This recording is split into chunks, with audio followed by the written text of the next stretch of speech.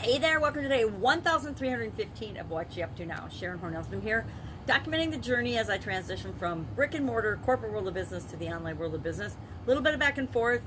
And today we're going to talk about evening. What do we do in the evening? What do we enjoy doing in the evening? And how does that help us keep our chin up? Our idiom for supersize your business today was keep your chin up. And so I shared 10 ways, and there's a lot more, but 10 ways that I've used and other people have used and will continue to use, especially during times like COVID-19, like this crazy pandemic or crazy environmental times, crazy times of change and chaos for all of us. And just because we're not all simultaneously going through a chaotic time doesn't mean we're not all experiencing our own little changes and challenges all the time, every day. I can't think of a day that I haven't had some problem to solve or something that came up or some dilemma or something that was different than before. Every single day in my life has pretty much been different, which is what makes it a lot more fun, right? Wouldn't it be boring if every day we lived was exactly the same? I think that's why people get sad and depressed, is because nothing in their life feels like it's changing. Of course, it always is, because change comes from within us, but it doesn't always feel like it is. And I think that a lot of that happened in 2020 and with the lockdowns and the shutdowns, and into 2021, people were just feeling stuck and uncertain and afraid and immobilized, which was all intentionally created. It's sad to say, but it's up to us to personally and individually be responsible for how we respond to all of it, how we respond to any of it. And one of the ways, and 10 of the ways to respond to it, is by keeping our chin up, keeping a stiff upper lip, as the British say, making the best of a bad situation, doing what we can do with, and I say this all the time, do what you can with what you've got right now, but don't just stop making progress toward what it is that you want to create in your life, because other stuff is going on in the world. Because guess what? Other stuff is always going on in the world. And the truth is, 99.999% of the time, we have no clue of what is going on in the rest of the world. And it really doesn't matter to us creating what it is that we want in the world. There are plenty of resources and infinite opportunities and possibilities for each and every one of us to create the life we want. And anybody that tells you differently has other plans for you. They have ulterior motives, and they have other things that they want you to do to help them create their vision of life and their goals and their objectives. They don't really have your best interests at heart. As much as they say they do, they really don't. Unless it's a coach or something that you have. And there again, with everybody that you interact with, do you really have my best interests at heart, or am I just another coaching person to you? Am I just another paycheck, or are you really going to help me with this particular area or aspect of my life? Remember, just like we don't get all of our needs met by one other person, one friend, we usually have more than one friend. We usually only have one significant other partner, but some people don't. Some people have many. But different people come in and out of our lives, different situations come in and out of our life, because we need to have those experiences. We need to learn and grow and become the best version of ourselves. So shared 10 ways that you can keep your chin up, and invited people in that group to share what have they done, what has made the biggest difference for them in continuing to move forward and make progress and to supersize and grow their business, to move toward their goals during the pandemic. I think that's great information that we can learn from one another, and we should be sharing that. We should be sharing stories about what we've done to continue to move forward, not what we've done to stay stuck. Plenty of people have stayed stuck, but those are the people that need our information and our inspiration in terms of, well, how did we keep moving forward when millions and millions of people just stayed stuck and are just now scrambling to figure out how do they get moving again. And after months and months and months of being stuck and standing still and having inertia and fear, they've built a huge barrier, a huge wall that they need to climb over, called their comfort zone, to get moving again. It's always a lot better if you just keep moving a little bit every day than if you don't move for a bunch of days and then it's like weekend warriors with exercise. If you don't do anything all week long and then you go out on the weekends and go on huge hikes or run marathons and things, if you're not training during the week, that's going to be a huge challenge to your body and your health, as well as your psyche.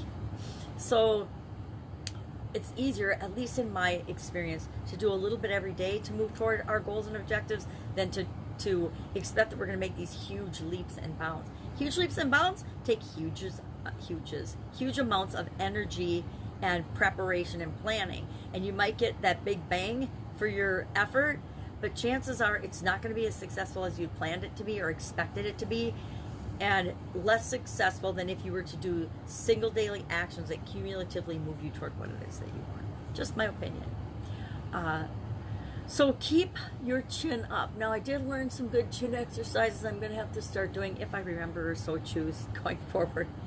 It's amazing when you're researching something, what people consider related things, and you find all kinds of interesting things that you never knew before and probably didn't even need to know in your entire life.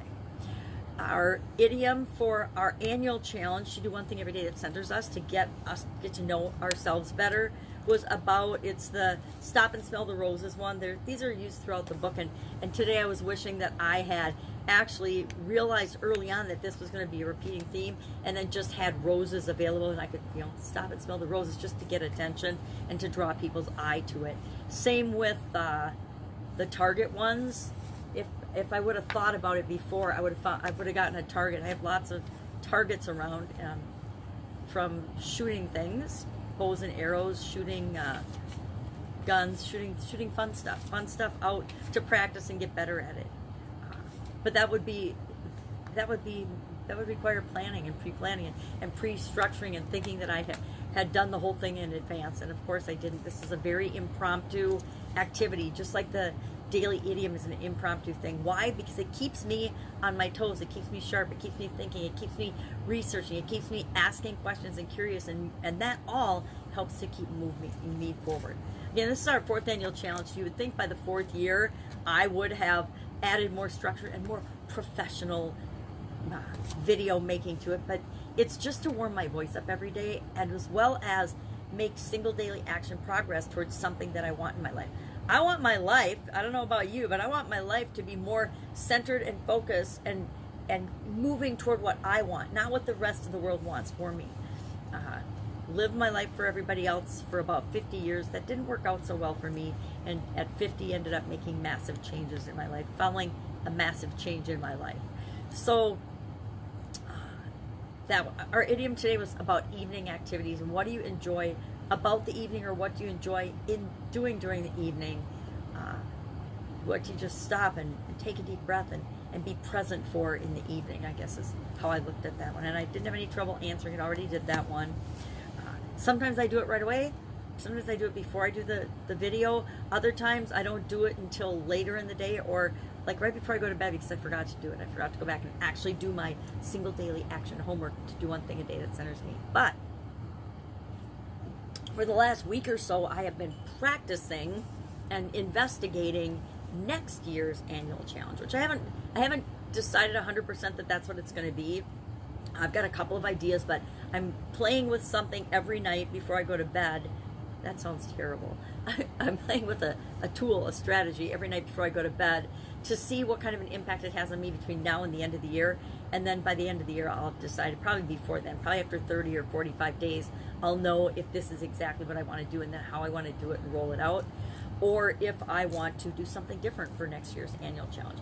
I guarantee I will be doing an annual challenge next year. I've gotten in the habit now 4 years in a row of going live every day, with the exception of when I had COVID. I think it was Christmas Day COVID. I couldn't do it. I could not get my head off the couch, much less stop coughing enough or breathe to do a video that day. And it turned out it was on Christmas. Kids were in Florida.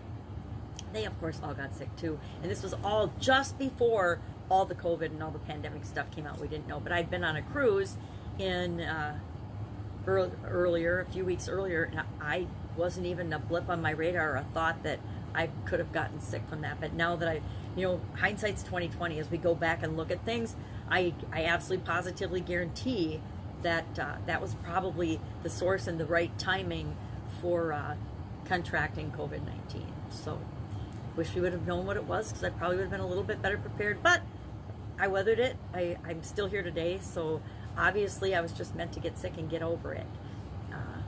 And it was a miserable, probably about a month.